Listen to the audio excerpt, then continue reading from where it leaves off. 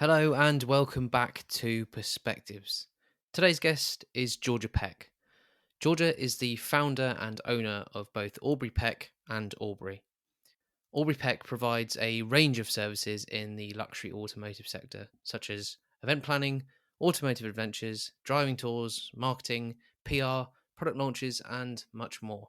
Chances are, if you require anything at all in the luxury automotive sector, Aubrey Peck is your port of call. Alongside this, Georgia owns a bespoke vehicle commissioning service which meticulously restores and upgrades classic vehicles to the buyer's request to provide a completely bespoke, one-off vehicle to suit the customer's every need.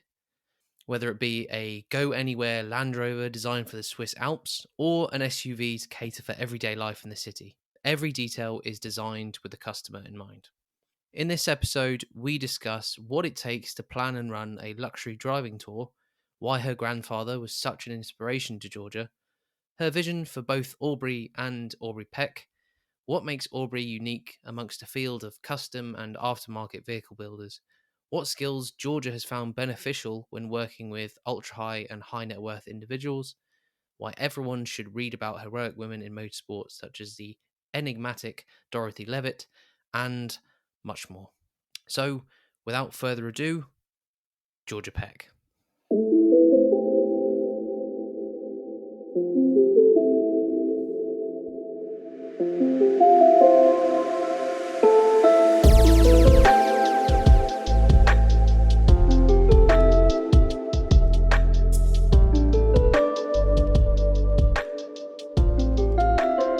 Georgia Peck, thank you very much for coming on the show.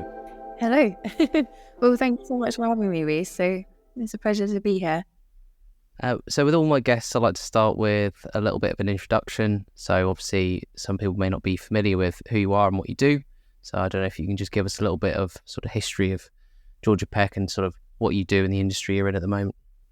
Yeah, so essentially I grew up in the countryside.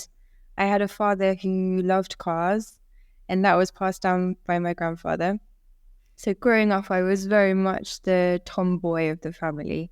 All of my life was spent in the workshop with my dad, tinkering with old cars and sort of bombing around in them, which was my idea of heaven. And I dabbled in a number of different industries over the years, from property and fashion and luxury lifestyle. And then I came back to what I truly love, which is old cars.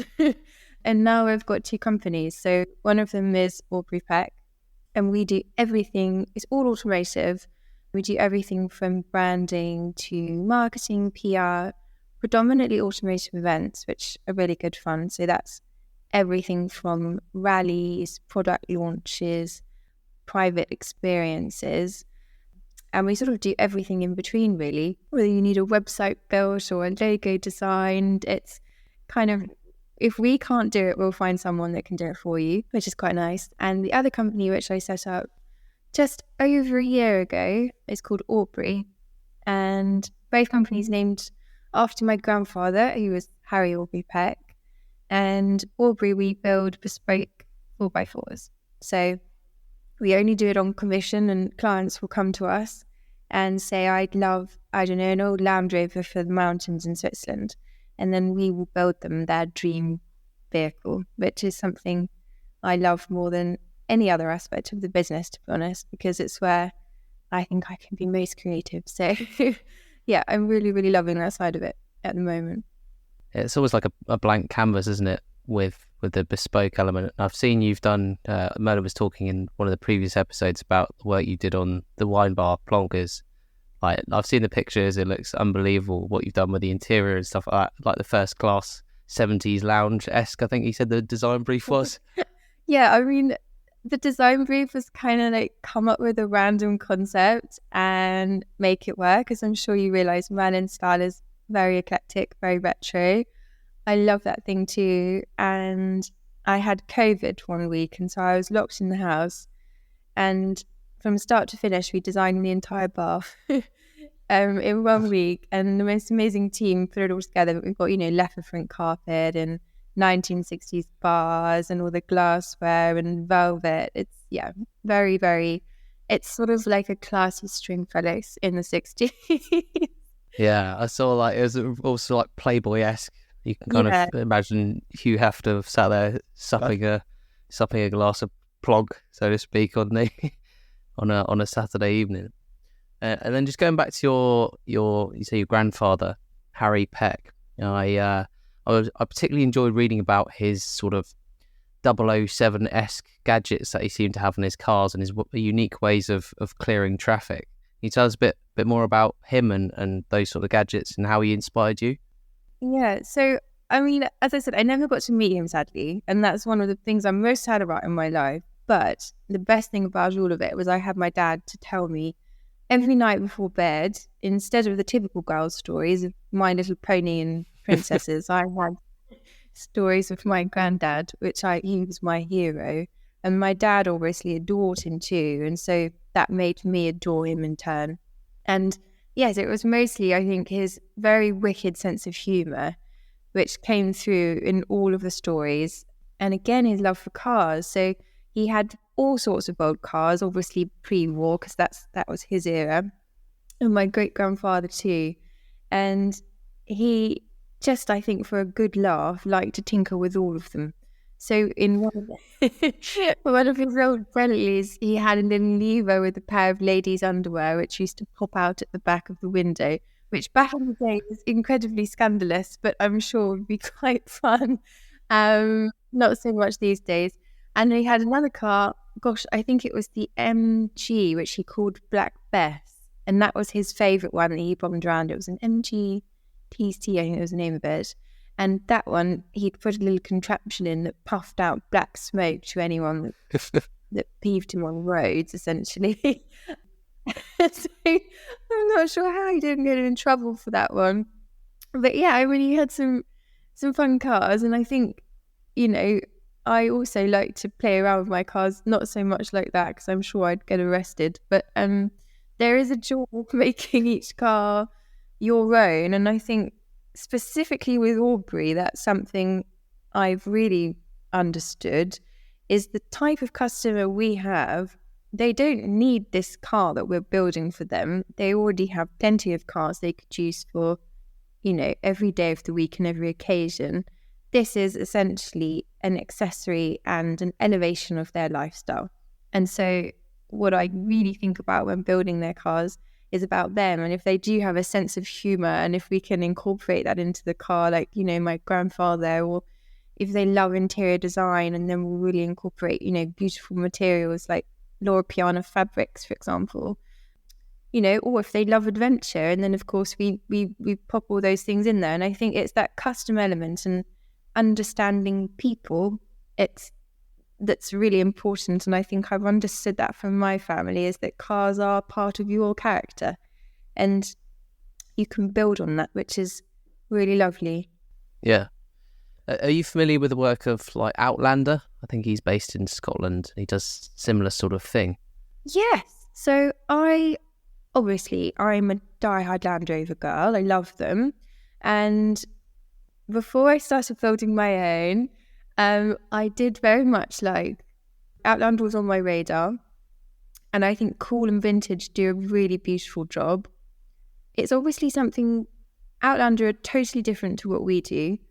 It's very much, I believe, quite a masculine end product. It's tweed, it's big sort of hard decking and studs. And I think for their customer, which from what I understand, it goes out to America and in some, in the Highlands, I think they do a really, really excellent job. And I think ours are more, I don't know, I think we just have a very different customer, to be honest. And I love what Outlander do. But yeah, just a different look. And I understand obviously Outlander is run by a man and has an all-male team, whereas our company is, I try to hire as many women as possible. So it's a different take on the design. But I think that's what makes it so special, because of course there are hundreds of people that do what we do, that take Land Rovers and transform them. And each one, it's just a matter of taste. That's the only difference, because, Some people have no taste when you see some of the end products that come out of some of these customization companies. I mean, it's not my personal style. a lot of them, but again, they're built for a certain demographic of customer, and we are selling them, but obviously very different to the type of people we build cars for, and I'm quite happy about that. Yeah, I would be too. I think I'd share that relief, to be honest. So the first commissioned vehicle, Aubrey 001, and then you've got the G-Wagon, I believe, is coming out next. Is that correct? Exactly. So we launched 001, which was the orange Land Rover. Everyone's probably seen far too much of now. It's been all over the shop. We launched that at the ICE in Summer It's this February gone. And I had no idea how people of Summer It's, especially at such a prestigious concours attended by some of the finest cars in the world, were going to take to a bright orange Land Rover. So Yeah. I was incredibly nervous because, as you can imagine, it was a very expensive expedition to show the car out there, and I was very lucky to be there with Purcell. So we kitted it all out to look like an adventure car, which it is, in the snow, and the reaction was really brilliant. So better than I could have expected. And the G-Wagon is almost done. It's on the final stages now. So hopefully in the next few weeks, we'll be launching that too. So you should see it online, potentially at a few events this year and next, which will be good. Looking forward to seeing that.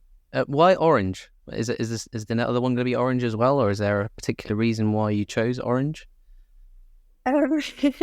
I think orange is an incredibly happy colour.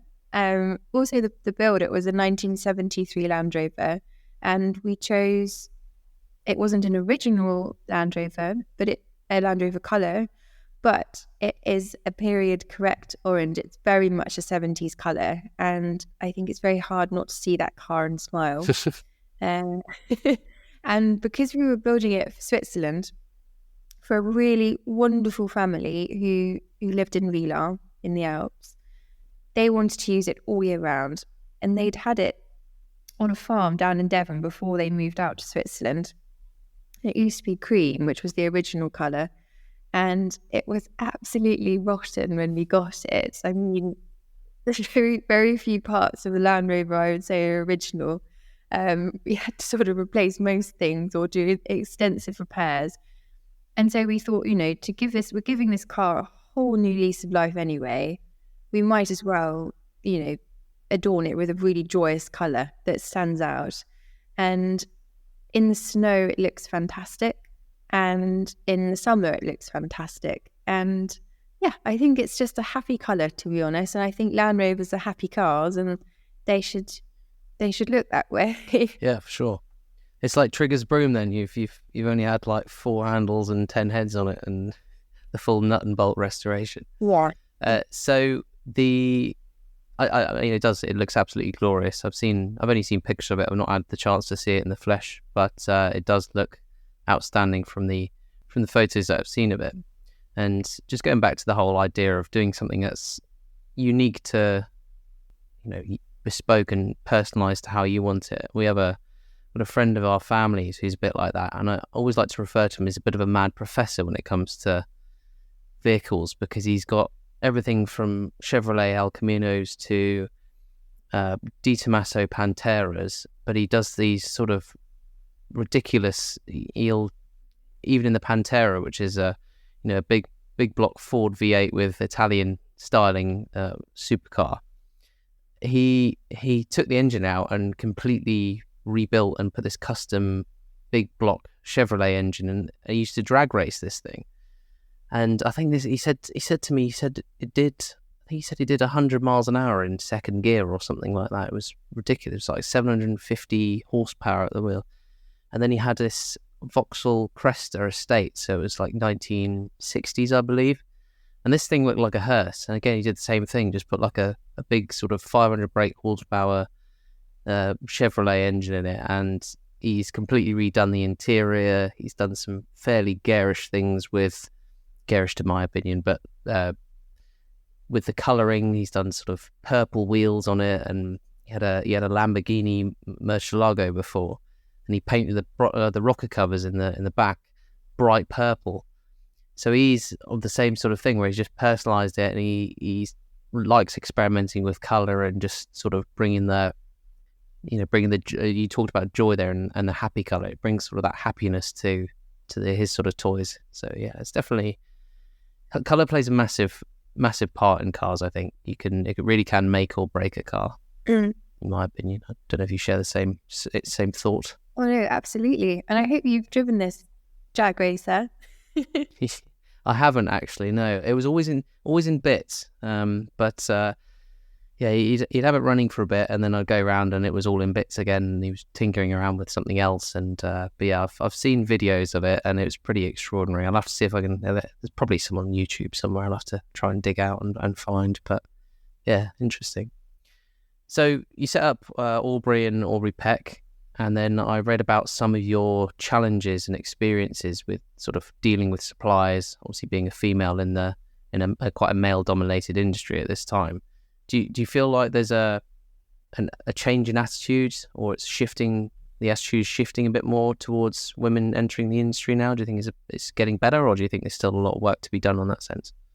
I mean, I don't think it's too bad, to be perfectly honest. I think there's areas where maybe because I'm new to the industry, or it was potentially because I'm a woman, I'll never know. There had been some issues which were very easily smoothed over. So I think that, there are some truly, truly incredible women in the industry. You've got people like Georgina Wood that, she runs P&A Wood, and her cousin Louisa too. And that's one of the most brilliant dealerships in the country. You've got Amy Shaw, who's one of the greatest female photographers. There are so many amazing women in the industry that are just keeping their heads down and doing the most incredible job. And they don't need to shout about it. And you're finding out about them more and more and more, and hearing more and more. And it's people like you, to be perfectly honest, that are really helping that. And really giving these incredible women credit and helping drive it to be more equal, which I think is really wonderful. So I said people like you are really helping. So thank you. Oh, glad to play my part. It's not the intention. I mean, the intention really was to just follow the curiosities, and I never like to distinguish between the two. I think if someone's doing something good with a business or in an industry, and they're going to be an interesting person to talk to, I don't really see that sort of, oh, are they a male or a female or man or woman, whatever. It's but it is, yeah, it's good to see. And it was nice to see the concourse this year and last year. I know you've been quite heavily involved with the Levitt Trophy, so I don't know if you can tell us a little bit more about that in particular, and who Dorothy Levitt was, because she sounds like she's quite an inspirational sort of character as well. Yeah, so it was Luke at Influence Associates that does all of the PR for Hampton Court Concours. He gave me a call one day and said, look, we're thinking of doing a ladies' concours at Hampton Court. We think you'd be great. Would you like to be involved with this? And it all started from there, really. And the first thing we had to think of was a name. And I was thinking of a suitable name that would appeal to all ages, of course, because I'm sure it's a slightly older demographic when it comes to the concours. And I thought of Dorothy Levitt. It's a British concours. I thought of Helenice first, but of course she's French. But she's an incredible woman. If you don't know her story, you must read about her. She was known as the Bugatti Queen. And then I came across Dorothy Levitt in more detail. I'd heard of her before. And she was an Edwardian motorist. And at the time, she was one of the very, very first female racing drivers. And she actually held the land speed record for women. And she was only titchy and had a little dog, and she used to travel around in her Dion Pluton with a silver pistol under her seat in case anyone, tried to ambush her. And I just thought it was so brilliant. This was, well over 100, almost 120 years ago, where roads were non-existent. I don't know how much experience you have in pre-war cars, but they're quite bumpy and rugged at the best of times on the roads we're used to. And she'd go from here to Liverpool and back, with in these incredible cars. And she was actually supposedly the inventor of the rear view mirror. Oh, wow. By accident, because they didn't have them at that time. And so she had a silver pocket compact mirror. And when she wanted to check her opponents in races behind her, she would lift it up and she would see who's catching up with her. That's amazing. How much truth is in that, I don't know. She invented or helped invent the rear view mirror. So it's quite cool. And so, yeah, she was just an incredible female pioneer in the industry. And as I'm sure you know, there aren't thousands of women in the world with concours standard cars. There's quite a few men that own large collections, and then of course they bring cars back every year, and that's how it works. But with women, we're a little bit more limited on numbers. And so to help us include more women, which is what it was really about, in addition to fantastic cars, was to actually, bring the women into it in terms of the judging, and the women and their cars that held the spirit of Dorothy Levitt. And so for the past 2 years, we've had the most fantastic winners who, them as individuals and their cars deserve awards. And it's been really, really wonderful to meet them and hear their stories. For example, this year we had a lady called Giulia de Bordanza. She won in her 1955 Fraser Nash Le Mans Coupe, which was gorgeous and very rare car, of course. But beautiful car. Yeah, exactly. Stunning. And to her as an individual, I'd been speaking to her all week on the phone. And a couple of days beforehand, she said, Georgia, is there an airport nearby? And I said, well, of course, Heathrow. She goes, no, to fly my plane. And she was planning on flying her vintage aircraft in and then driving her car. And the weekend before, she'd been racing she had a single-seater Maserati she'd been racing. So she's the most incredible woman, racing driver, pilot, and collects these fantastic pieces of history. So it really does come into play, I think, which is quite wonderful, again, to profile these amazing women that haven't necessarily been spoken about as much for some of the men in the industry. Yeah, brilliant. I mean, I had a chat with Giulia just after the event, actually. We were just walking around as it was getting a bit later in the day, and fantastic looking machine, that Fraser Nash, absolutely beautiful. The green as well, just absolutely popped in the sun. And she was very, I think I saw a picture of her leaning in, sort of squirting WD-40 into the engine bay, doing some various sort of elements of tinkering before the event. And there seems to be quite a close connection really between not just cars, but aviation as well. And the same with, I had the conversation with a few different people on the watch side of things. So why sort of motorsport went quite hand in hand with watches, and it seems to be expanding to aviation as well. I know your grandfather flew Beaufighters, the Bristol Beaufighters, as well as being a bit of a speedman. So that sort of aviation connection between aircraft and mechanical objects in general seems to be, that's holy trinity seems to be sort of cars, watches and planes at the moment.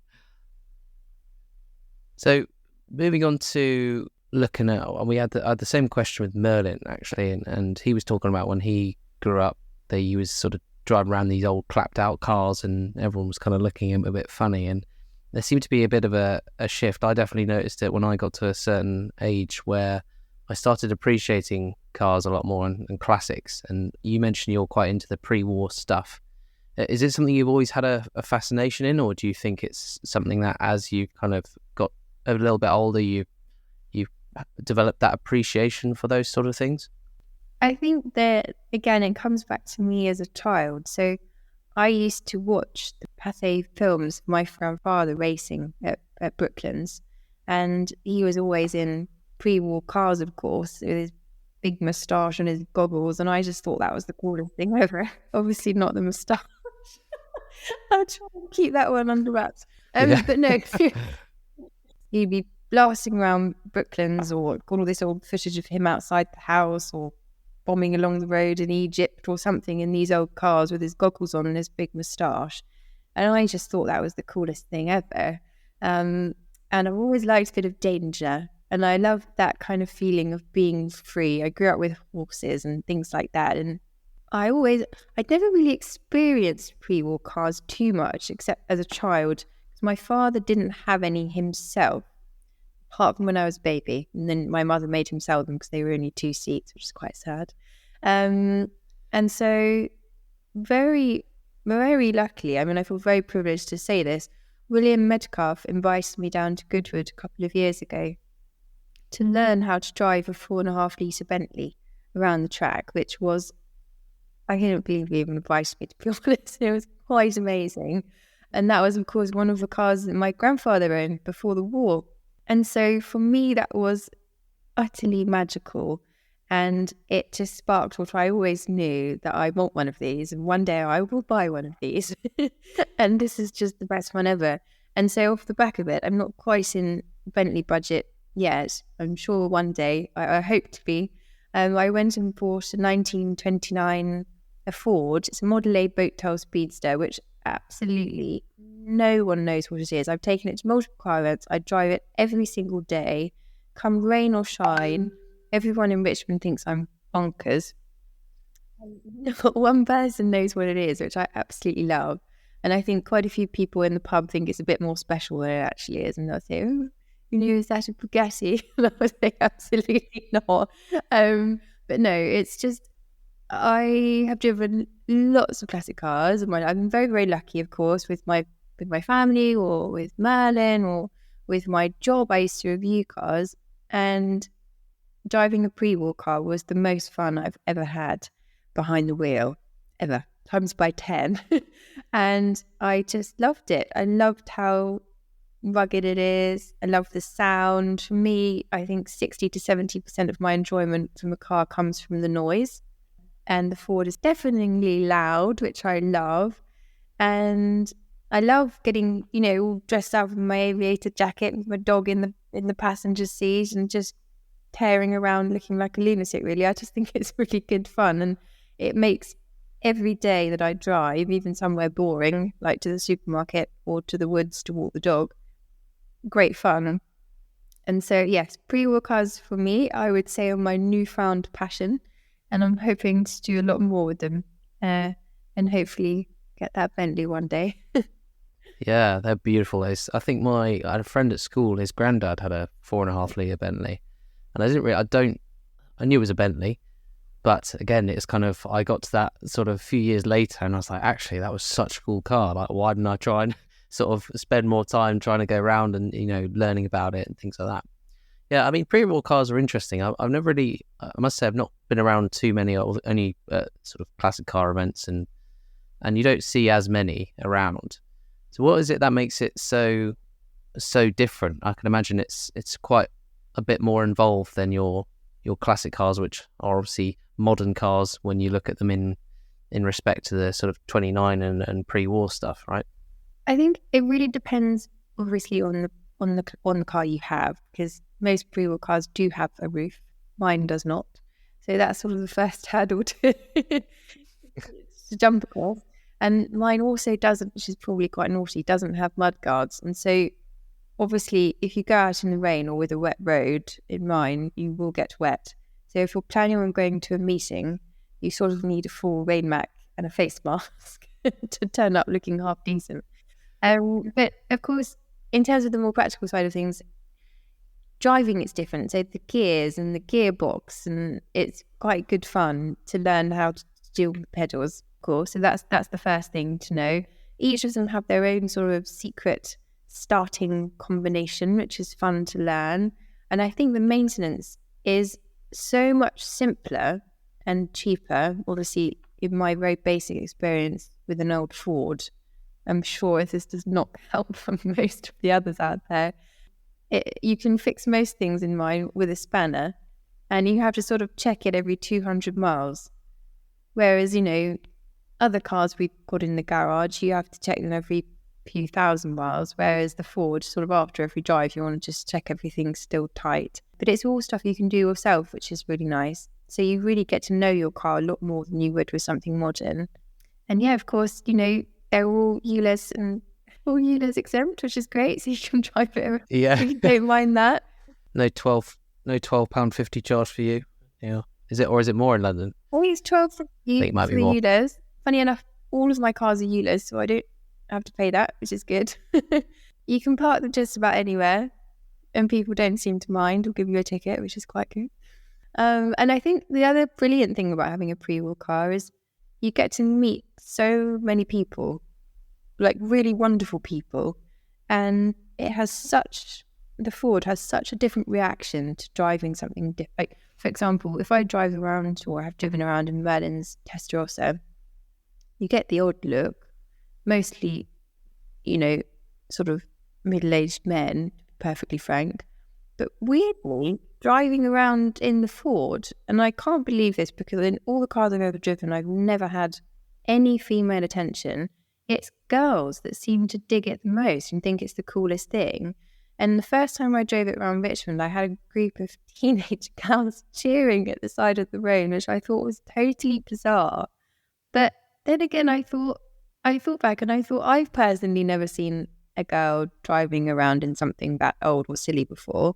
And I don't know, I'm not sure how people take it, but you get to meet and have a lot of really wonderful conversations with people. And I've ended up off the back of it speaking to far more women than I would have ever spoken to driving something else and making friends. And yes, there's people like my dad that are interested and want to come over, and people want to put their children in it and take a picture. And you just end up meeting lots of really charming people and having great conversations. And I don't know, it just brings people together in a way that a modern car doesn't, and it makes people smile, which is really nice. 100%, and I think that's one of the big appeals of classic cars. So you're definitely channeling the spirit of Dorothy Levitt with your open top there. It sounds like you need to, instead of having a pocket mirror, you need just a brolly to drive along with in the rain. And for people who are going wrong with their dating, you just need to buy a pre-war car. Basically, that's the solution. That's where you've been going wrong this whole time. I think so. But yeah, I do. In all seriousness, I do love the community that classic cars and spanning from modern classics to pre-war sort of stuff as well. There's always commonality. You always find someone random will come up to you. We've got an Austin Healey Sprite, a '67 Austin Healey Sprite, and anytime you park that anywhere, it always turns heads. It's lovely to drive. I say lovely to drive.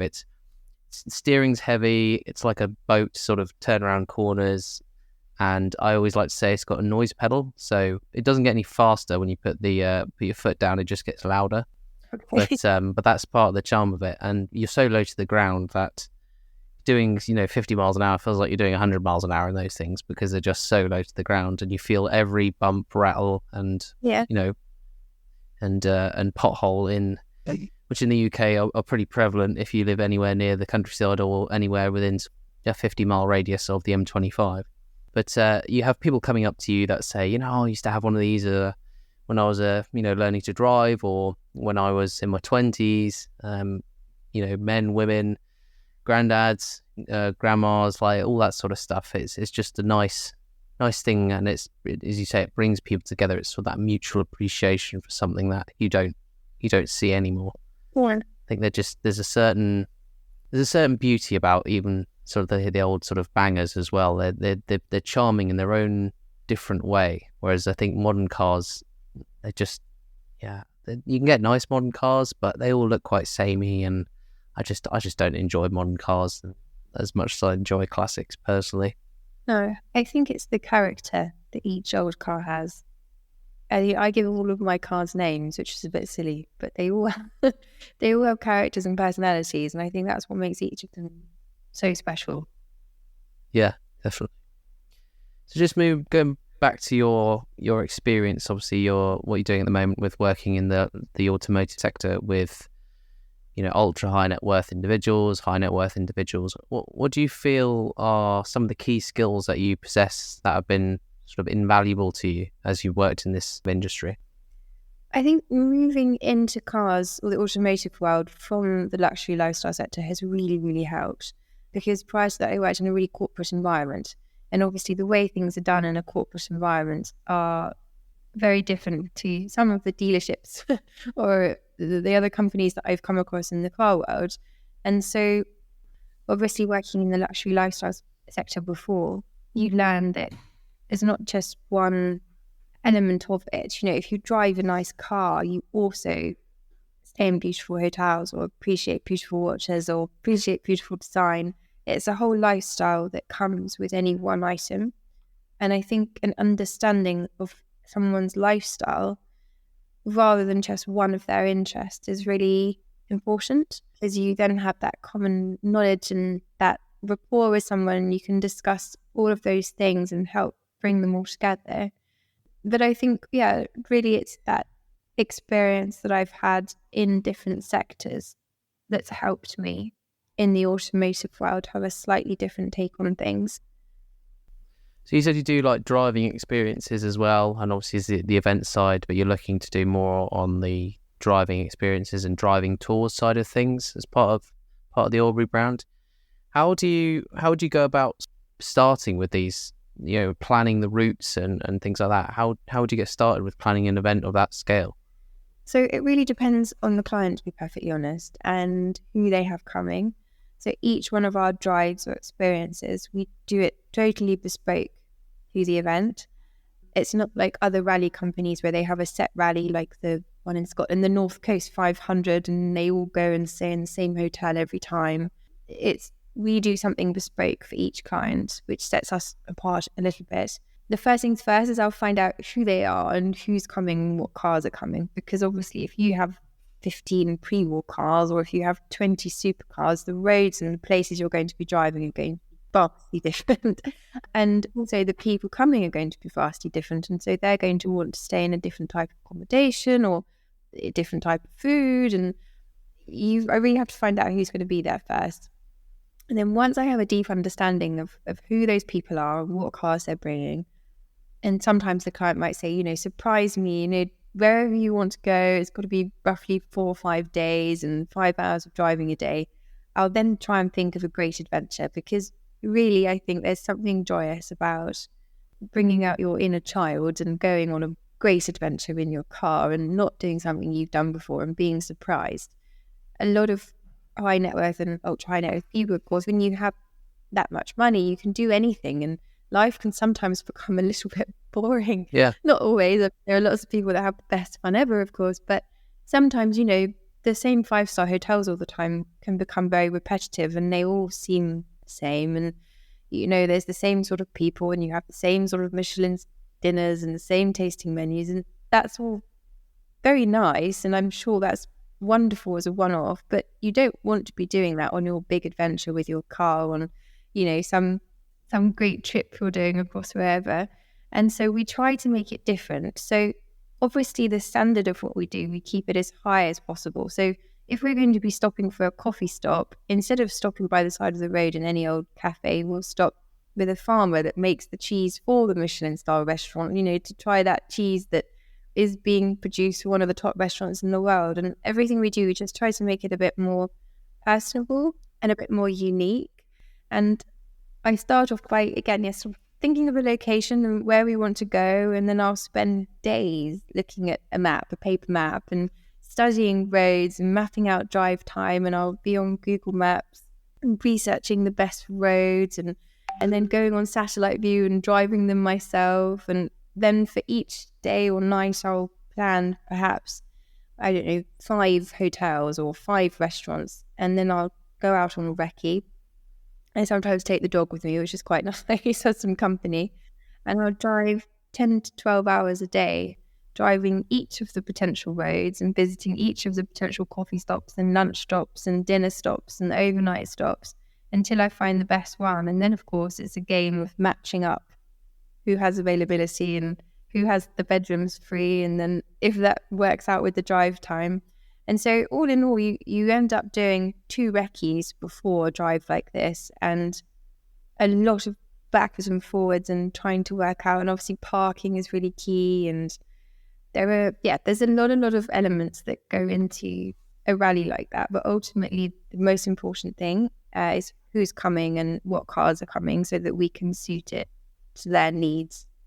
Absolutely. It does sound extremely like the level of planning that needs to go into that sort of thing. And even when you think about high net worth individuals, little things like security, perhaps you you would have thought that you wouldn't need to think about on a normal drive. But other than your vehicle, does that come into it? Or like, does that come into play? Do you have to bring along entourages as well, or is it not to that level? We've had to with some of our private experiences with some of our private clients. But on the rallies, typically no, we haven't had to do that. I think the types of people that need security don't tend to go on a group trip. True, yes. But yeah, I mean, where we tend to stay and tend to go, we will always make sure that the cars are completely secure. And of course, when you're driving somewhere like Switzerland, it's one of the safest countries in the world, and you could leave your car unlocked anywhere and it would be fine, most likely. But obviously, when you go into other countries such as Italy, you have to have higher security, and so we'll choose gated, very secure parking, and that's a real high priority for us. The safety, of course, of the cars and of the guests. So as with any sort of event or project, I'm sure there are always challenges and uncertainties that sort of come into the foray where people, you may get a spanner thrown in the works, to, if you pardon a very bad pun, considering we're talking about mechanical objects here. But how do you approach dealing with those unknowns and those areas or events that may happen that really throw off your plans? And how do you deal with those without becoming overwhelmed by it all or stressed, considering you've got all these people, counting on you to deliver an experience? So I think with an event, you only ever get one shot at it.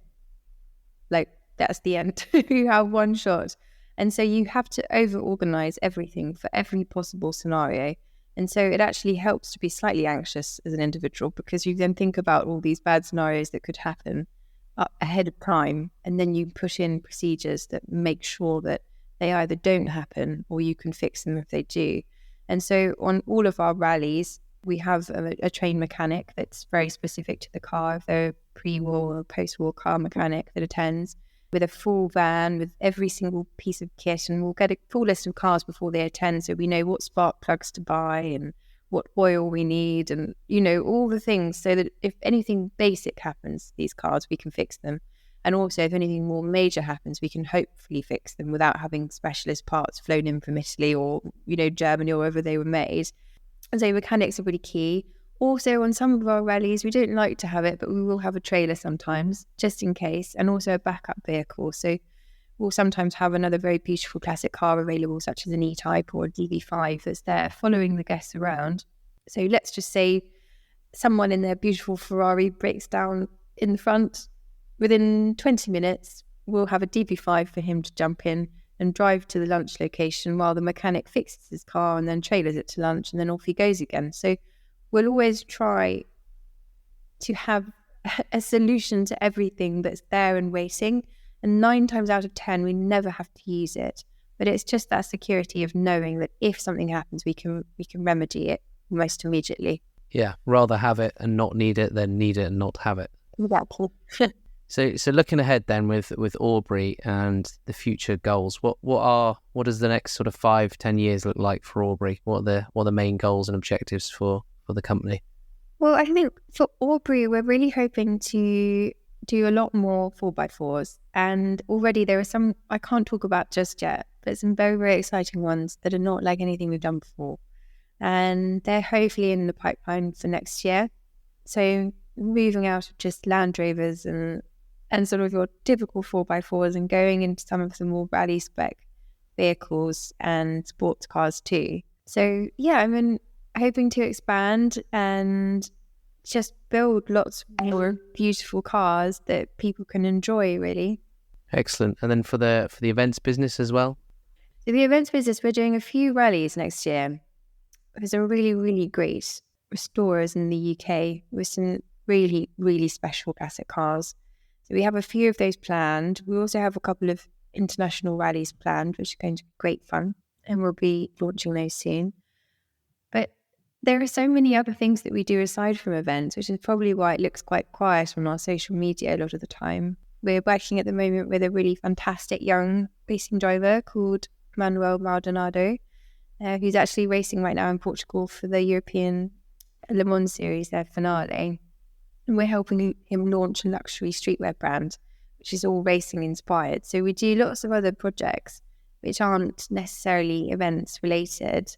And so, yeah, we're just trying to grow all aspects of the business, really. Host more events. We're doing some shooting events this year and next year with off-roading involved. So the idea is you bring your classic 4x4, you bob around the beautiful estate, shoot some plays and have a big lunch and have a great day. So there are lots of other things that we're putting into play and planning for next year, which we're excited about.